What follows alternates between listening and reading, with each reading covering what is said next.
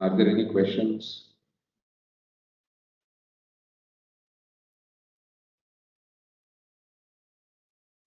Yes.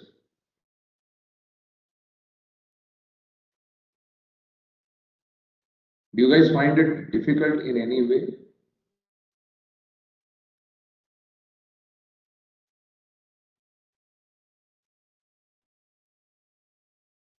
Yes.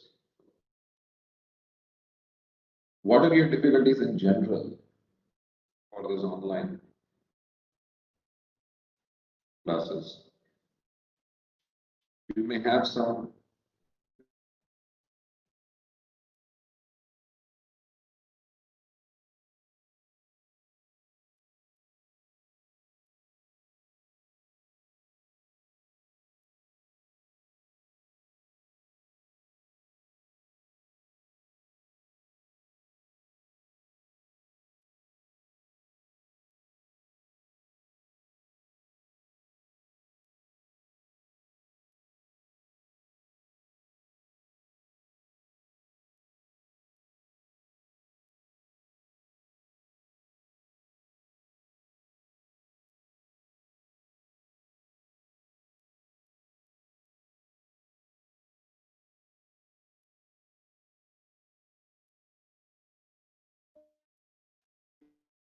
Sorry, there was some interruption in between. So, what are your difficulties in general?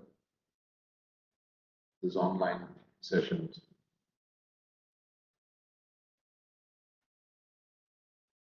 You guys have anything specific?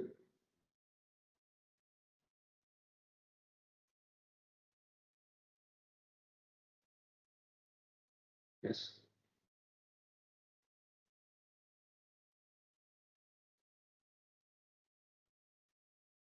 No laboratories, sir. Huh? There is no lab classes or laboratories. Classes. So you have just shown the videos.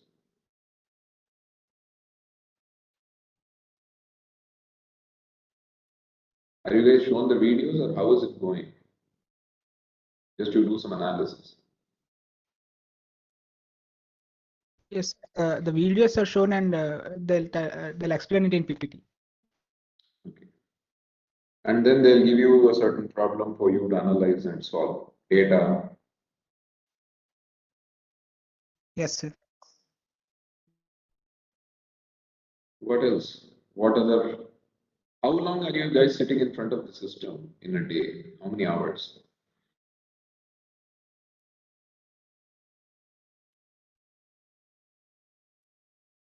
Typically in a day, how many hours you are sitting in front of the system? On an average, 5 classes a day, sir. On average, 5 classes a day. Almost All 5 teachers, yes? almost 5 hours we Almost 5 hours. Yeah. And you have some gap in between, right? Or these 5 hours continuous? gap will be there. Gaps will be there. How are you guys finding it? Is it okay?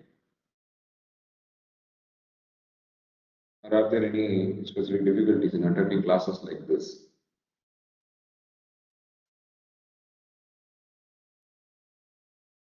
It's okay as long as the classes are recorded, sir. No, that's okay. Classes are recorded, that's fine. Then, you can always hear the classes later on.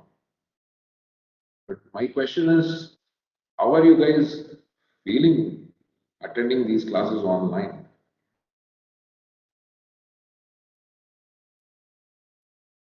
See, the moment you say that I'm hearing the recorded lecture, that means you're not paying attention during the actual class time. There must be a certain reason. That's why I'm asking you guys.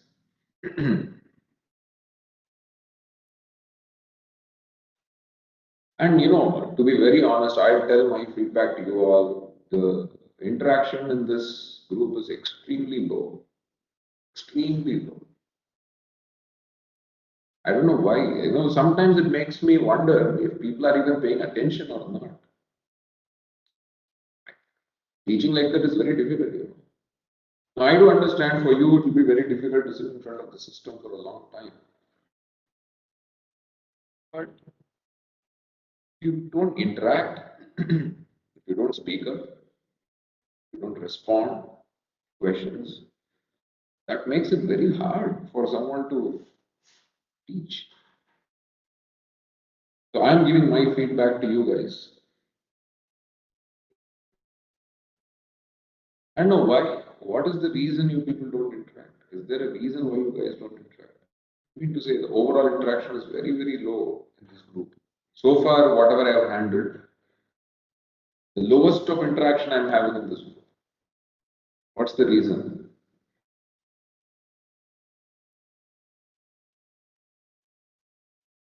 And that's why I'm trying to find out if there is any difficulty. Is there a problem that can be fixed, Well, one can simply say that, there is no poor interaction, there is no interaction. But then if there is a reason why so, if we can find that out, that can be fixed, right? So I'm asking you guys, why? Why is the interaction so low? We used to interact well at the start of the online semester, sir. I mean, Yes. at the start of 2-1, we used to interact well. Up to when? I don't know, sir. At the end of the semester, I think we all lost interest in online classes. First, during the first. Yes, during the first semester, 2-1. First semester of online lectures. So now you guys got bored with this. Can something can something be done? Only offline. Offline is the only solution, is it? No, but I wouldn't agree fully because the same group, it's exactly the same group. Some of you, when I handled other lectures, the interaction levels were much higher. Interaction levels were much. I don't know. All the electives are they like this, or only this elective you are finding it like this? You can't say for other electives because you guys are not attending other. But other classes, you guys may be attending other lectures. So all the lectures are like this only, or automobile engineering is like this. The open college, it's not within my hands. I try. I can't do that. Whatever is within my control, I can do. Karthik, you can represent through student council, whatever, and see what best can be done. You guys can give ideas also to that. No, but my question is, are all the classes like this, or only automobile engineering is like this? Sir, when you compare with other classes, whatever the interaction we have in this class is quite good, sir. Really? Yes, sir. Wow. Yes, sir. I'm worried that we have no interaction, and you guys are saying that we have a lot of interaction for that other class.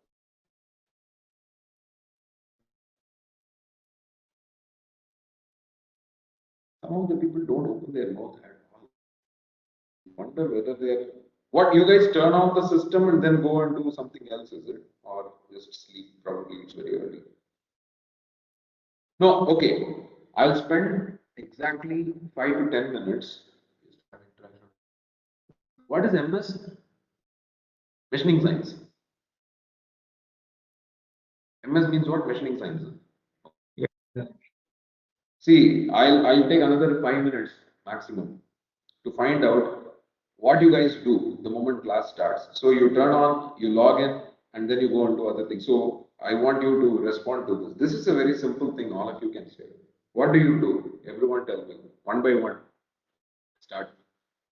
What do you do the moment lecture starts?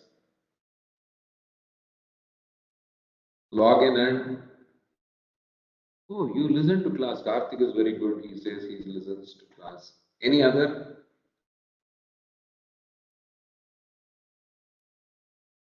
I'm not saying others are bad or something like that. I'm just wanting to know what you people do.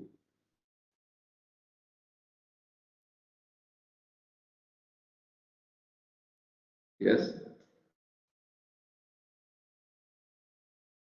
Anyway, Wednesday we will have the minor during class hours. It is okay, right? 11:30 to 12:30 is the lecture time. So 12 o'clock, 12 to 12:15. Okay. Is Okay, that sir. fine? Fine with you all, right? Yes, sir. Very good. So 12 o'clock we will say I'll set the quiz such a way that it starts by 12 and closes by 12:15. It will be MCQs, okay? All MCQs. Sir, can you give buffer time, sir? 1 or 2 minutes. Sir. Buffer time is actually it is 10 minutes. Buffer time extra 5 minutes. So it is 15 minutes. Okay. Okay? Because there is no uploading stuff here, right? Why do you need buffer time? Only when there is something to upload, you need that buffer time. It's all here, just choose the answer and just keep moving. Buffer time actually is not necessary in such a case. I do agree, when you have to upload things, you need buffer time, and that's taken care of in your timing already. Tell me, so one person says he will listen to the class. I'm not saying that everybody should say the same thing. You may have other things to do. So you log in and go and do something else. So I found out now that many people are not in front of the system to even answer this question. Correct? They have logged in and they have escaped. We are listening. Oh, Jagdish says we are listening. Okay, Jagdish is here, Karthik is here. So let me see, all of you raise your hands at least. I will see how many of you are raising your hands. They're feeling hesitant to speak. 1, 2, 3.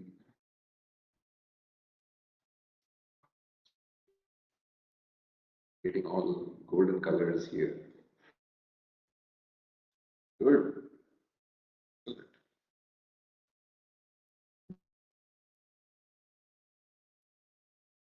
I'm happy now.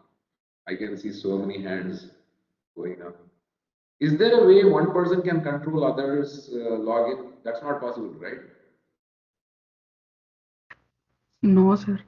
So everybody is raising their hands, that means. Yes, sir. I didn't expect this response. There are quite a few people who have not raised their hands. I can see who have not raised their hands.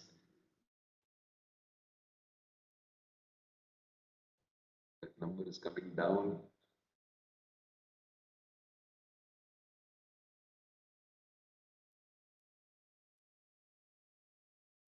Who is this Vamshi? Vamshi is not raising his hand. Probably has left, I think. Vamshi, are you here? Vamshi Reddy. I think Vamshi Reddy, right? Roll number 228. Very nice. Okay, another question. In LMS, are you guys able to edit your profile?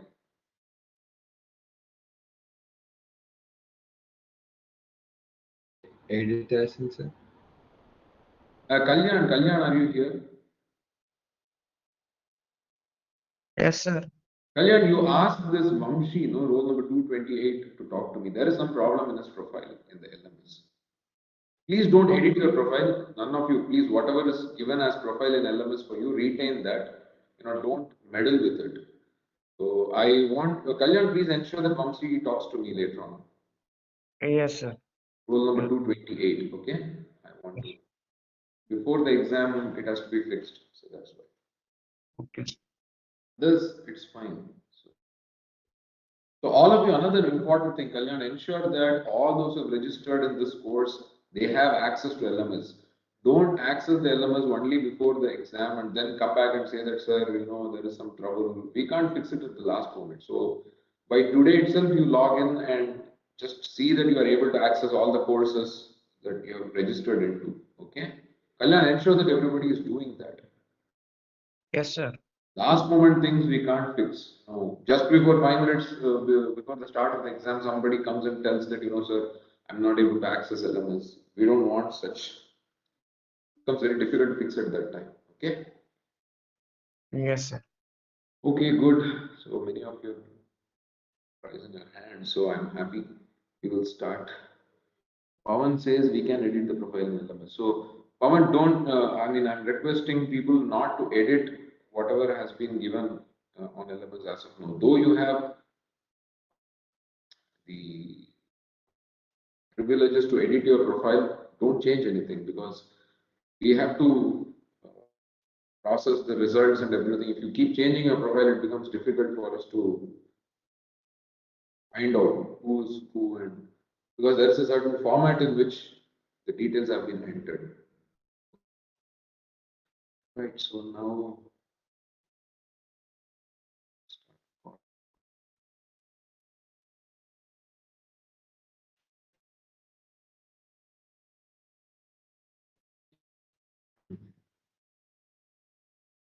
my screen is visible, I suppose.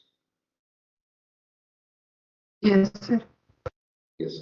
So the last part of the previous lecture, that is fuel systems, where we had fuel injection, carburation and fuel injection. Carburation, I think carburation and fuel injection, both you must have studied in IC engines, right?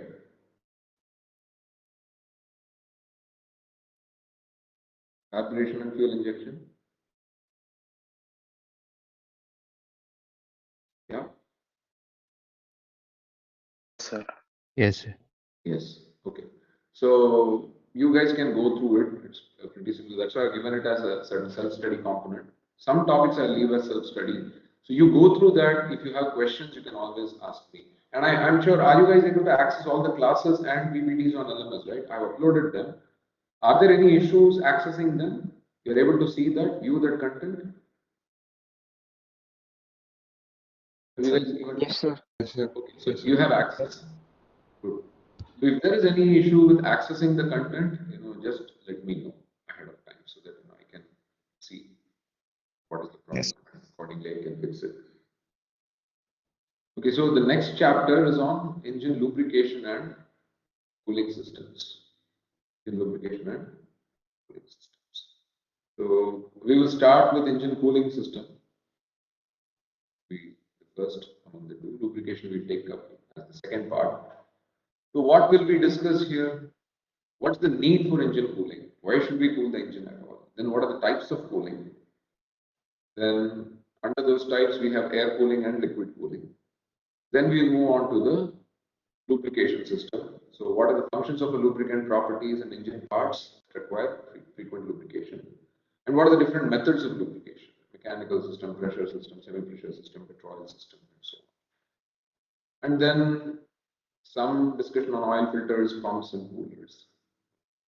Those are very small discussion topics. So now, what's the need for engine cooling? Yes, what's the need for engine cooling? Why should we cool the engine?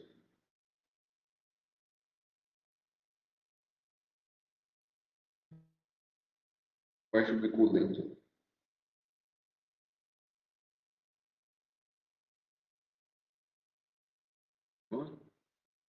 Why should we cool the engine? Removing excess heat. Pawan says removing excess heat. Correct? To prevent Yes? self-ignition of petrol. Huh? What is that, Vijay? So self-ignition of petrol, Self-ignition of petrol. Oh, like the temperature when it reaches to the combustion temperature of petrol. okay. Okay. What will happen if there is self-ignition of petrol?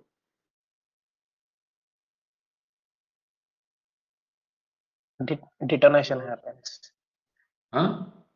Power loss. Detonation. Detonation. Power will not be efficient. Power stroke will not be efficient and effective. And someone also said that the materials will get damaged, other components will get damaged when the heat goes through the different parts of the engine. Like, so there are different reasons why we need engine cooling. So if you typically see when the fuel air mixture, the charge burns inside the engine cylinder, the heat generated, partly it's used for engine power, goes into power stroke. Part of it goes into exhaust. And part of it goes into different, yes, goes into the different components. It gets dissipated into the different components of the. So you can typically divide it into three parts. One part goes as power, the other part goes as exhaust, goes into exhaust, the other part goes dissipates through the parts of the engine. So unless we ensure that this heat is removed properly, the temperature of these parts will increase, and also they can lead to damage of these parts. And the temperature of these parts increase beyond certain limit, they can damage these components.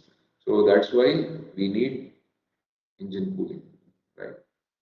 You can see high temperatures reached during combustion. It's very, very high, 2000, 2500 degrees centigrade in IC engines, particularly CI engines. So heat distribution, say, this blue color, what is shown here,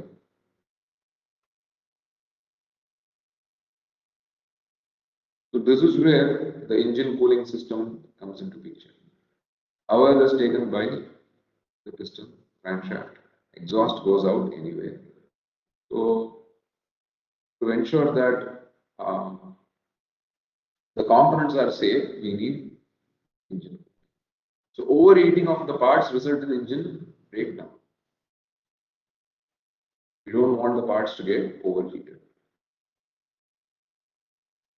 What happens when there is inadequate cooling? What happens when there is inadequate cooling? So first thing, evaporation of lubrication oil. These are few things which we may not guess, but it happens, right? There are different parts in which the lube oil is used, so that there are moving parts. And if the engine is not sufficiently cooled, the temperature can cause the evaporation of these lubricating oils. So if the lube oil is evaporated, the components experience a lot of friction, because you need to have a certain layer of fluid. You know what seals the gap between piston and the cylinder? What seals the gap between piston and cylinder? Yes?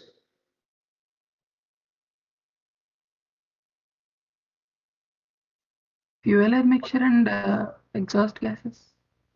What's that? Fuel air mixture and exhaust gases. I mean, No, what seals the gap? See, the piston, cylinder, and piston, there are moving. So, piston is moving inside the cylinder, right? There is always a gap. What seals this gap? What do you use in between piston and the cylinder? Lubricants. Lubricants. You use piston ring first, right, Nothan? You guys know about the piston rings? yes, sir. Yes, So sir. there is a piston. Yes? There are piston rings, right? So those piston rings are actually in touch with the cylinder surface. But then even between the piston ring and the cylinder surface comes the lubricating oil. So it's essentially the fluid which completes the sealing. Lubricating oil is the one which provides the final sealing in between the piston ring and the cylinder surface. So you should know that. So unless there is a certain layer of lubricating oil in appropriate places, you will not experience proper functionality between the moving parts. So that's very important. But if there is inadequate engine cooling, the lube oil will evaporate, and that will lead to several other difficulties. Then setting up of thermal stresses. When the temperature goes up, obviously there will be thermal stresses, because the components tend to expand or contract depending on the temperature. So that will induce a lot of thermal stresses, right? Also, the temperature difference between the components also can create a lot of issues in the system.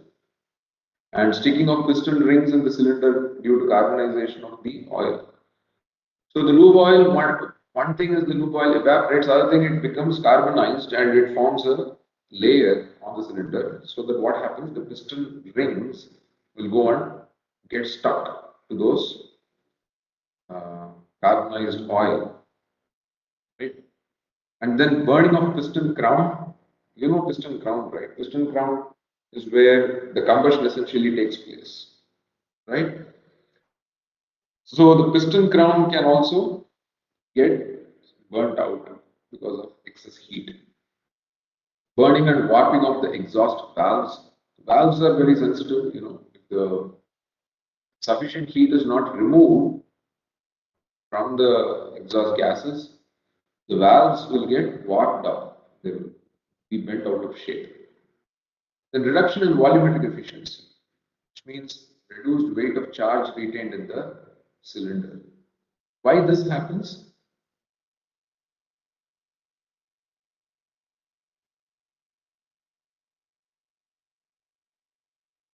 Why the volumetric efficiency goes down?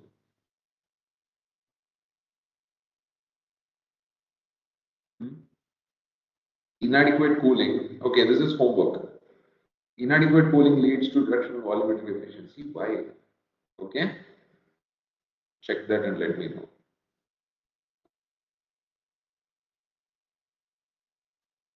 At the same time, we should also not go to excessive cooling. What will happen if you excessively cool the engine? So even the heat that goes into power stroke will be carried away by the coolant, right? You need some heat that has to be utilized for the engine power. So if you remove excess heat, there will be reduction in thermal efficiency. You won't get the necessary power out. So much of heat should not be removed from the engine. Also, there will be increased corrosion. Temperatures will go down. Because you will design the components with certain materials and so on. If you excessively cool the engine, it can lead to corrosion. Reduced mechanical efficiency. That's also possible. Mechanical efficiency will go down. And also improper vaporization of the fuel. Fuel will not get vaporized properly. Reduced mechanical efficiency also because of the viscosity of the oil not being maintained at appropriate levels. See, the lube oil has to maintain its viscosity for it to effectively lubricate the components. So if excessively cool, again, you would have reduction in mechanical efficiency. And improper vaporization of the fuel, unless you maintain certain temperature, the fuel will not vaporize effectively. So excess cooling is also to be avoided. So what you need is optimum cooling to have effective operation of the. So hence the cooling system is meant to remove only the excess heat and avoid the overheating and subsequent problems associated with it. We are not intending to keep the engine very cool. That's not a goal. Our motive is any excess heat should be removed. That's all. Right? If you try to cool the engine beyond limits, that's also not good for the. So there are different types of cooling. One is called direct cooling or air cooling, and the other one is called indirect cooling or liquid cooling. Why direct cooling is called air cooling and indirect cooling is liquid cooling? Anyone knows the reason? Air cooling is called direct cooling, whereas liquid cooling is called indirect cooling. Why?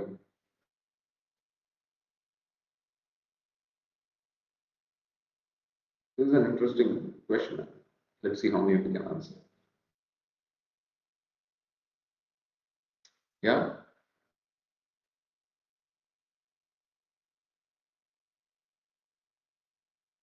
Sir, with respect to air, it's already present inside, so it keeps cooling the system. But with respect to water, we need to supply it from outside. So, No, even air you have to supply, right? I mean, we also have some of the air present inside already. No, but that has to be circulated anyway. See, Air cools the liquid. Sangeet, what is it? Air? So the air cools the liquid in liquid cooling. But as in air cooling indirectly, the air is directly used to cool the engine. Right. You're right. So ultimately, what is the heat sink? The atmosphere is the heat sink. Yes. Atmosphere becomes the heat sink when you want to dissipate the heat. So finally, this has to go to air in the atmosphere. Right? Finally, the entire heat has to go into the air, into the atmosphere. So if you use air directly, so it goes into the atmosphere. So that is direct cooling. But when you use a liquid circulation, so the liquid takes away the heat and then from the liquid, it goes to the atmosphere. Then why liquid cooling is preferred? Though it is indirect, why it is preferred? Have you guys studied heat transfer yet? The subject heat transfer already discussed for you all. It's going on, sir. Oh, It's going on. yes, sir. So now tell me why liquid cooling is preferred than air cooling.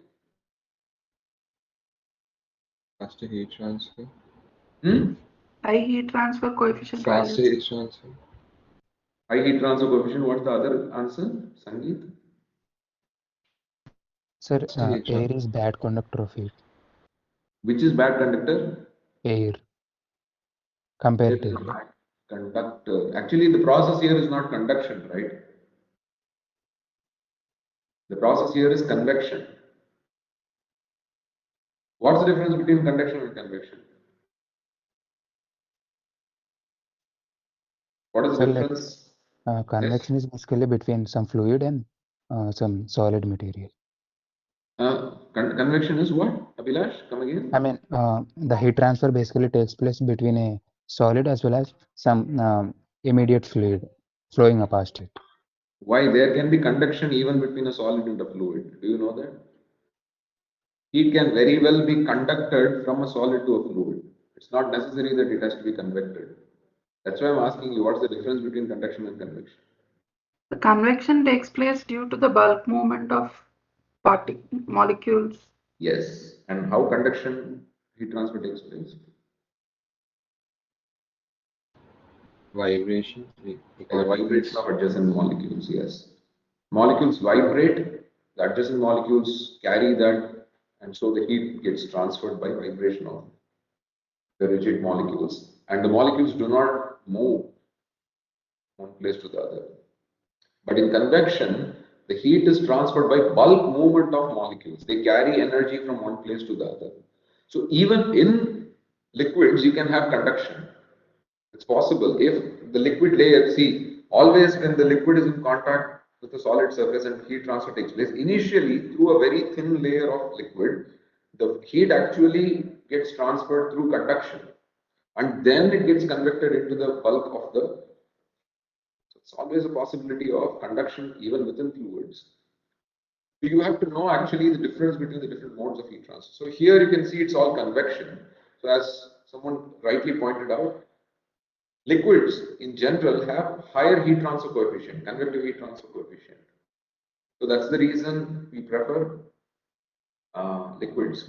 So finally, anyway, you have to dump the heat into the atmosphere. So in that place, again, you have to work around with how to improve the heat transfer coefficient so that it effectively gets dissipated into the atmosphere. So that's direct cooling and indirect cooling, or air cooling and liquid cooling. Right? So what does air cooling do? Basically in air cooling, large quantities of air it is circulated around the hot engine component. So this you're seeing here, right? You have seen this. Where have you seen this kind of an engine? Bikes. Right. Bikes. Yeah, bikes. Two-wheelers, you can see this. So these are nothing but the fins. The engine is inside. The fins are just surrounding the engine. What do these fins do? Provide a greater surface area for Surface area. heat transfer. They provide a larger surface area for. Why larger surface area improves heat transfer?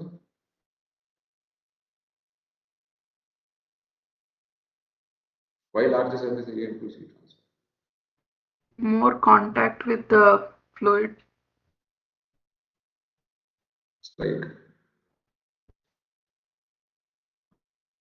Q is equal to HA delta T, right? Yes, sir. This is what equation? Convection heat transfer. Convection, heat transfer by convection. So what is this area here? Contact surface area. Contact area. Yes, the contact area between the solid and the fluid. So the larger the area, greater will be the heat transfer. So fins provide that larger area. Fins provide the large area. So fins are also called as extended surfaces. So I think there is a unit for you in heat transfer called extended surface heat transfer, right? Have you guys come into convection yet, or are you still in conduction? We are doing this. I mean, like fins thing is completed. Convection is completed. We have studied about these fins, extended surfaces unit. Where in BME? No, in this heat and mass transfer. Or now we have already covered this unit. Yes, sir. Yes, sir. That's good. So fins are also called as extended surfaces for this reason. It's called extended surface heat transfer.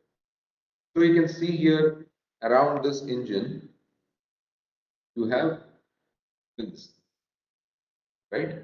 So these fins enable better heat transfer because of increased surface area. Now, so air flows through these spaces between the fins and provide around the cylinder and cylinder head, thereby enhancing the heat transfer. So this is how the air movement is facilitated. Just by movement of the vehicle, air movement is facilitated, right? Because in bikes, it's exposed to the environment, to the surrounding. As the vehicle travels, because of the movement of the vehicle, air flows through the surface of the cylinder, through the fins, and thereby helps in heat movement. So this is sufficient for a two-wheeler, usually single cylinder or two-cylinder engine. But when you go for multi-cylinder engine and when you have four-wheelers, the whole thing will be covered. And how do you facilitate heat transfer? So you have to, if you are going for air cooling, you have to provide separate fans, blowers, and so on, which will suck the air from the outside and blow it over the engine and then remove. But for multi-cylinder engine, air cooling becomes extremely complex. Can't have effective cooling for multi-cylinder because you can't access all the sides of the cylinder. Usually it's a cylinder block, right? When you have multi-cylinder engine, usually it's a cylinder block, and with the cylinder block, for you to get access around every cylinder becomes very, very complicated. That's why air cooling is not preferred in multi-cylinder engines. In any case, what are the factors that determine the heat dissipating capacity in air cooling? These are some of the factors: the fin shape, size, spacing, and thermal conductivity of its material, velocity and amount of air flowing over the fins, temperature of the cylinder, fins, and cooling air. See, now this is interesting. I'll write this again. This Q is equal to H A delta T. Now this fin shape, size, spacing. What all these affect? Fin shape affects what? So this is the amount of heat that is dissipated, Q. Right? Fin shape affects what parameters? So it can be only within these three parameters, right? Can be Contact either. area, sir. Fin shape affects Area of contact. very good. Fin size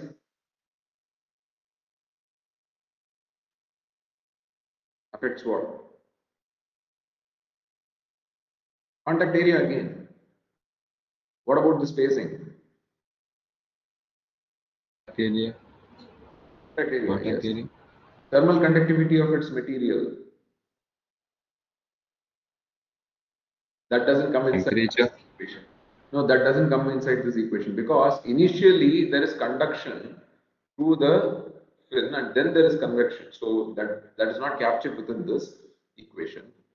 So that will come because you have studied conjugate heat transfer, right? What is conjugate heat transfer? I mean, you have studied it, but you may not have studied it as conjugate heat. Conjugate heat transfer is combined conduction and convection. So in extended surface heat transfer, you must have solved problems like there is conduction through the fins and then there is convection to the fluid surrounding. You have studied that, right? Yes, sir. Yes, you have Yes. studied. So let's say this have this type of a right. So initially heat is getting conducted through the fins, right? And then it is getting convected to the surrounding, correct? So here this equation just captures this convection part, it doesn't capture the convection part. So the conductivity of the material is also very important, so that quickly the heat gets conducted through the material. Effectively, it gets conducted. Then velocity and amount of air flowing over the fins. What does this affect? Transfer coefficient. Yes, this affects the heat transfer coefficient. Affects the heat transfer coefficient. Heat transfer coefficient is a property which describes the relationship between the surface and the fluid. It is not property of the fluid, it's not property of the surface, it's between the surface and the fluid. So this is a very interesting parameter, heat transfer coefficient. It's not a fluid property, it's neither the material property, it's neither the fluid property, but it talks about the relationship between the surface and the fluid, right? So heat transfer coefficient depends on number of parameters: velocity, amount of airflow, the surface roughness, the viscosity of the fluid. So many things affect the heat transfer coefficient. So many things affect the heat transfer coefficient. So that is why if you go to research, let's say some of you are interested in doing research, if you look at how to enhance the heat transfer, there are only these three parameters when it comes to convection. But within H, there are so many other parameters because that encompasses so many things. So you can work around those things to enhance the heat transfer coefficient. Enhancing the heat transfer coefficient is itself a big research field, right? It in itself is a big research field. So then coming on to temperature of the cylinder, fins and cooling air. So what does this affect? Delta T. Yes? Delta T. Yes, I mean, this affects, temperature difference. yes, this affects the delta T.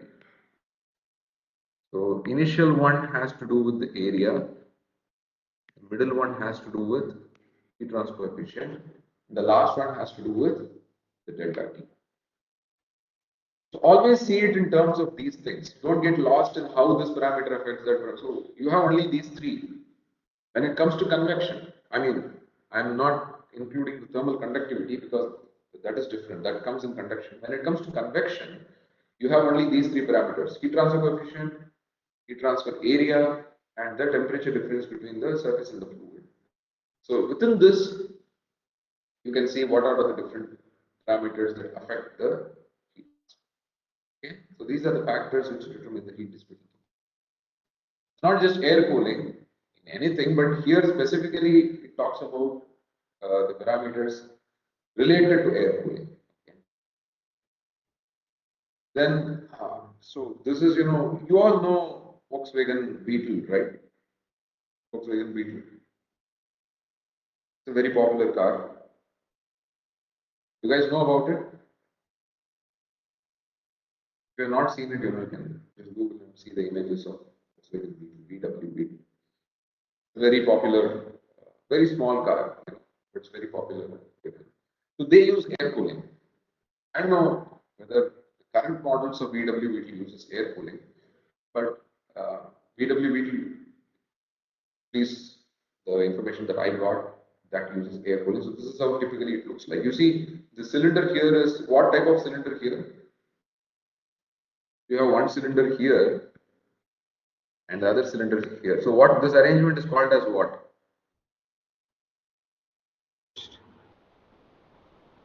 Yes, Opposed.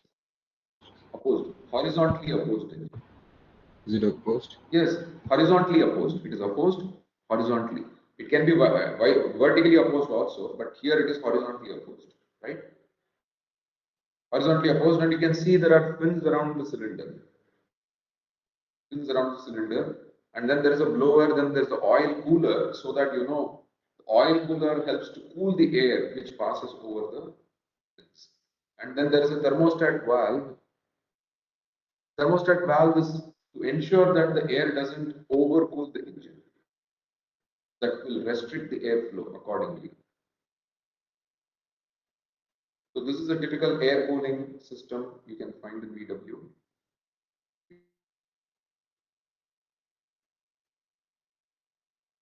So what are some of the merits of air cooling? To get some of the merits, it's less complex design.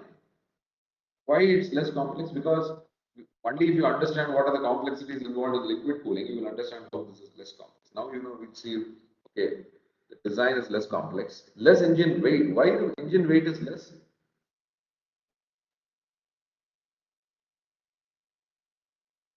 There's a storage for liquid. Yeah, there is storage for liquid that increases the weight of the engine. Your liquid is quite heavy, right? Particularly water is quite heavy. How much does 1 liter of water weigh approximately?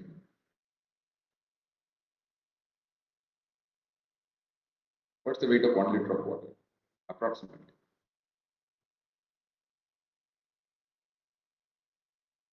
You guys don't know. 1 kg, sir. 1 kg, yeah. It's 1 gram per cc, right? Yes, sir. Gram per cc. So it approximately weighs 1 kilogram. So you can imagine just 1 liter of water to store it, you add 1 more kilogram of weight. So if you are storing several liters of water, and most of the coolants are like water with some additives, generally the weight is very high. But in air cooling, you don't have to store any of those things, so less engine weight. It's cheaper to manufacture, right? Why? Because in liquid cooling, you have these coolant passages around the cylinder. You guys seen those coolant passages around the cylinder? I can show you where the fluid has to run through the engine.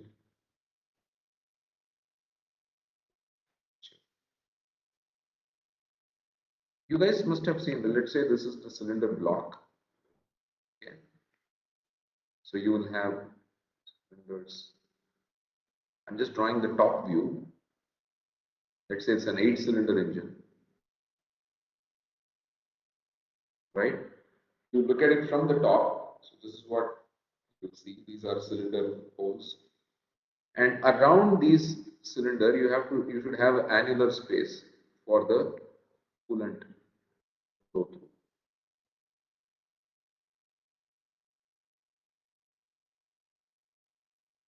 So you have to, you need to have these spaces in between so that the coolant flows around each cylinder, right?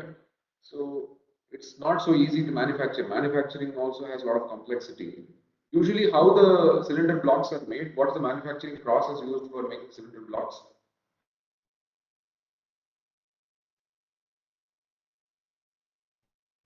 Forging, sir. No. Forging is done for crankshaft. Crankshaft is manufactured by forging. Cylinder block, Casting. huh? Sting. Casting. Casting, yeah, correct. Casting. Cylinder blocks are manufactured by casting process. And so it becomes complex to cast such complex structures, it's very complex. Sometimes, after casting, they can do some machining also, but still the process becomes extremely complex and more expensive. Next thing is for air cooling, those things are not there. So in air cooling, obviously it becomes more compact, and then there is no risk of coolant frost. See, nowadays they add so many additives like ethylene glycol and so on, so that the coolant doesn't get frozen up inside the passages and so on. Particularly, this is applicable in very cold countries where the temperatures can drop below zero. So when air cooling, you don't have that problem. Coolant frost will not happen. Right? If the coolant gets frosted in some passage outside the engine, it will block the coolant circulation, thereby creating overheating of the engine. So that is the problem. So that's why nowadays they have additives, the coolant, which minimizes the risk of coolant frost. It doesn't allow the coolant to get. Usually, ethylene glycol is added. Easier engine maintenance, obviously, because there are no additional parts. There is no separate pump, or at least you have only a blower. You don't have separate passages and piping networks and so on. Then you also have quick engine warm up and starting. Cold engine, it takes a lot of time to start. But then air cooling, you don't have that. It easily warms up and starts. What are the demerits? You have greater mechanical noise, Obviously, it's not suitable for multi-cylinder engine. I told you that because, having air flow through and then effectively remove the heat becomes very difficult in multi-cylinder engine. What is this greater mechanical noise? Why do you have mechanical noise in air-cooled engines? Any guess or any answer if you know? The fans or blowers. Fans are also there in liquid-cooled engines, right? The fan is there to cool the radiator. How is it generated? So it's not the most efficient type of heating. I mean cooling. So why mechanical they noise? could- So they could be heating at some regions, They could be. overheating because the cooling is not effective. No. We are not talking about ineffective cooling. Let's say even if it is effectively cooling the engine. See, Sir, due to even if it is effectively cooling the engine, there will be greater mechanical noise. Why? due to greater contact area, maybe the air gets vibrates and then noise gets created. It's not like that. Usually, fluids, when there is a liquid around the engine, they can absorb the vibration and other noise coming from the engine cylinder effectively. The fluid has greater dampening and absorption capacity of the noise. But then air has not that much of damping capabilities and noise absorbing capabilities. They have very poor vibration damping and noise absorbing capabilities. That's why the noise from the engine is much higher. But you have liquid coolant around the engine cylinder. The liquid coolant itself will absorb most of the vibration and noise. The reason why when it comes to air cooling you have more noise. Okay. Okay. So stop here for today. Are there any questions?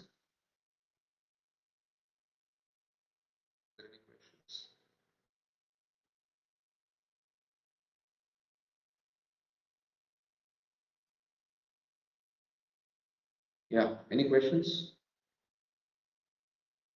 Sir, does the damping capability of a fluid depend on its viscosity, sir?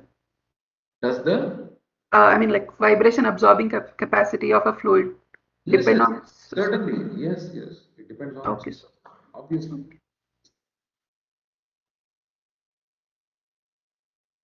No, but that's not, the viscosity is not the main criterion for a coolant. For a lubricant, it's important, right? For a coolant, that's not important. But then obviously, because a liquid coolant has better vibration absorbing and damping capability, the engine noise goes down as compared to air cooling.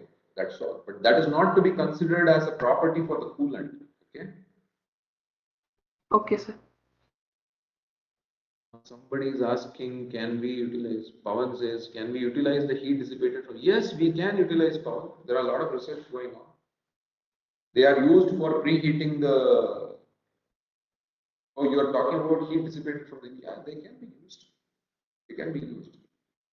They can be used for cabin heating as well, particularly in cold countries, but there can be many other uses as well. In fact, it can be a good research topic. In fact, some of you can take it up as a final year project.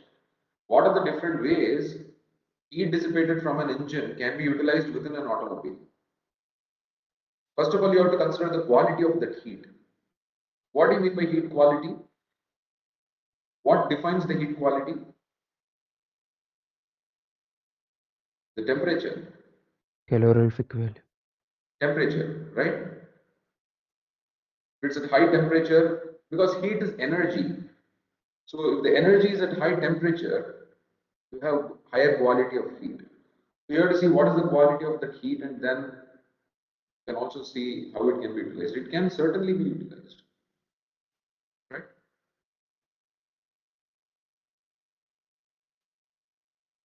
It can become a good, in fact, why only heat dissipation from the engine?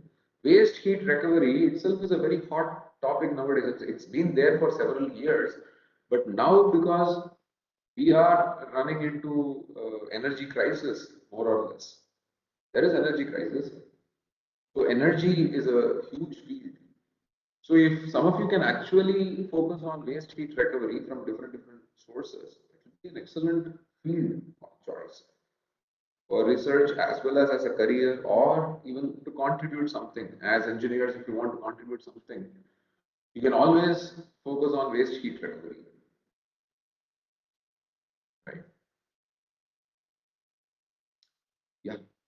Anyway, that's it for today. If someone has questions, they can stay back. Otherwise, you guys can leave. Thank you all.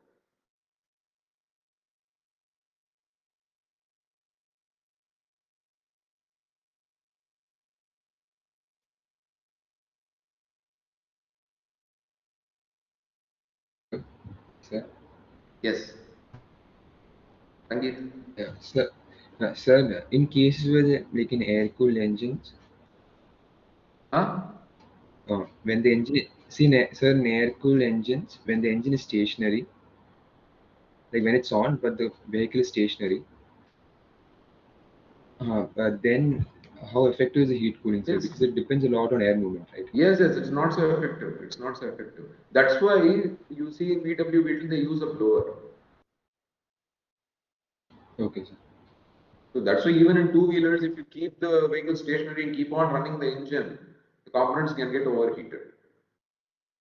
Okay, Okay. they don't do that. Only for servicing purposes and so on, they will just run the engine for some time, but they just don't keep on running it. If you run it for like more than several minutes, then the engine can get damaged. The different components can get damaged. It's possible.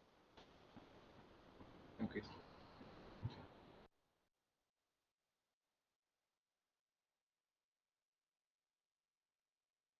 Anything else? Any other questions?